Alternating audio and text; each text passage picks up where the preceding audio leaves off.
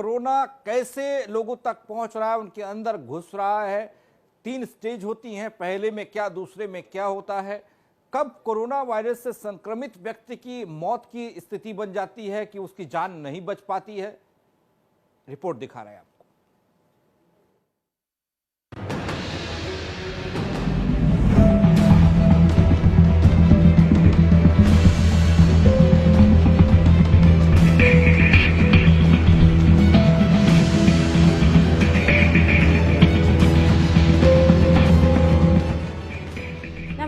स्वागत है आपका R9 टीवी की खास पेशकश में कोरोना से डरोना।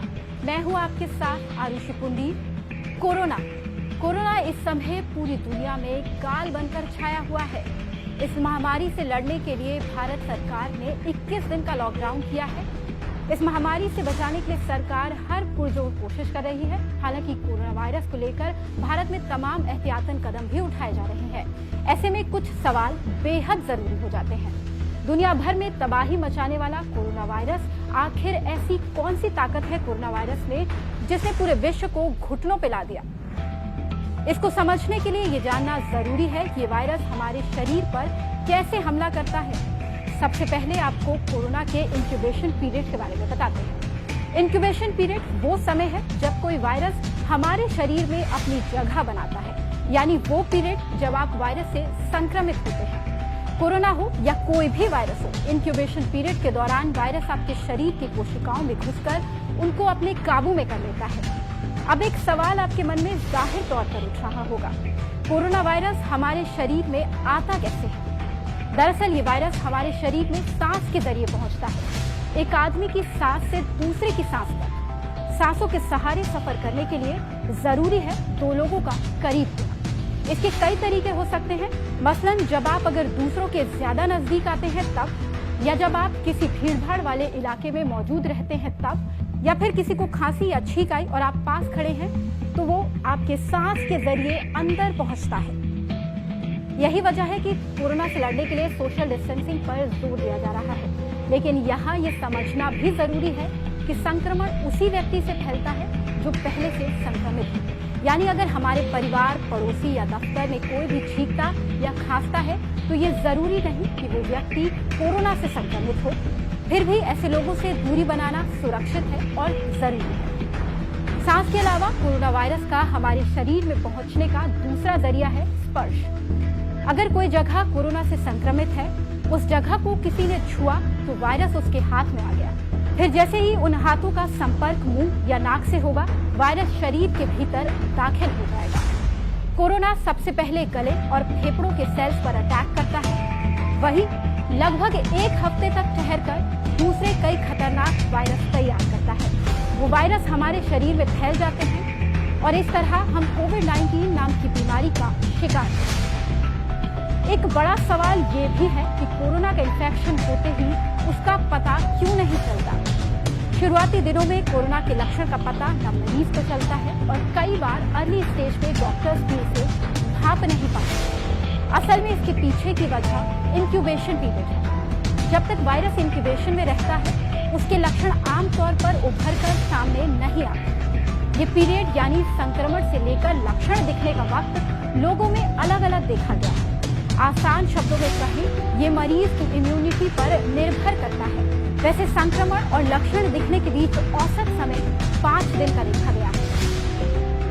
तो क्या जिसको कोरोना इन्फेक्शन हो गया है वो फिर घाट पकड़ लेगा? जवाब है नहीं।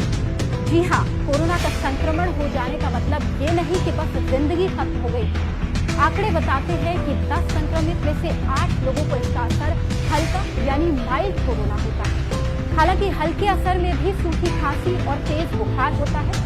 इस समय शरीर में दर्द, गले में खराश और सिर में दर्द जैसे लक्षण भी हो सकते हैं। वैसे तो कोरोना वायरस में सूखी खांसी होती है, लेकिन विदेशों में कुछ केसेस ऐसे भी मिले हैं जिनमें बलगम वाली खांसी भी देखी गई है। इंक्यूबेशन पीरियड में ही अगर बुखार और खांसी की रोकथाम के लिए पैरासीटामोल ली जाए तो हालात बेहतर हो सकते हैं। ये स्टेज लगभग हफ्ते भर तक का होता है। ज्यादातर मामलों में लोग इसी स्टेज में ठीक भी हुए हैं। लेकिन अगर इंक्यूबेशन पीरियड को आपने नजरअंदाज कर दिया तो आपको डॉक्टर को दिखाना और जांच कराना जरूरी होता है। कोरोना के संक्रमण के कुछ दिन बाद सांस लेने में भी दिक्कत हो सकती है। सांस की समस्या बढ़ने पर मरीज को वेंटिलेटर की जरूरत पड़ सकती है। डेटा के मुताबिक अब तक के मरीजों में ऐसे सिर्फ 14% लोग मिले हैं।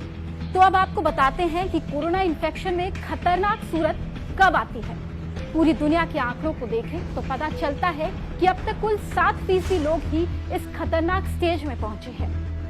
दरअसल इस स्टेज में शरीर की इम्यूनिटी सिस्टम पर पूरा कब्जा वायरस का होता है।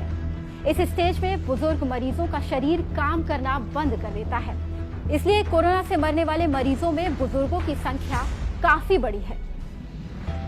चीन में कोरोना का पहला मामला 1 दिसंबर 2019 को मिला था। 31 दिसंबर 2019 को चीन में वायरस के लक्षण की जानकारी वुहान शहर में देखी गई। 7 जनवरी को चीनी अधिकारियों ने कुछ अलग तरह के वायरस के लक्षण देखने के बाद 5 जनवरी 2020 को इस वायरस से होने वाली बीमारी को कोविड-19 का नाम दिया। को यानी कोरोना वायरस, वी यानी वायरल और डी यानी डिसीज।